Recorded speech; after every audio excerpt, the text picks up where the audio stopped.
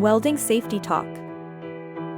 Welding and cutting are essential industrial processes involving intense heat, commonly employed in construction, manufacturing, and repair work. They are used to join, mold, or modify materials like metals. Among the various welding techniques are gas welding and arc welding. Gas welding uses heat from combusted fuel gas, usually acetylene, MAP gas, or hydrogen, combined with oxygen.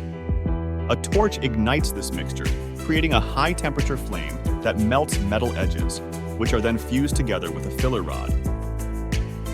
This method is popular for welding steel and non-ferrous metals. On the other hand, arc welding uses an electric arc to melt and fuse metals together.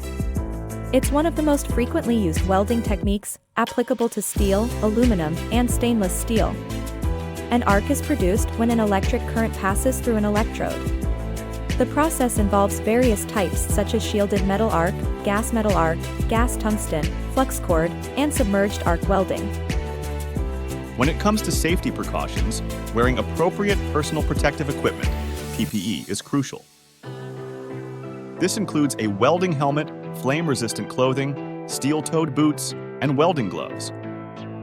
Working in well-ventilated areas is also necessary due to the harmful fumes and gases produced from welding. Fire safety is vital.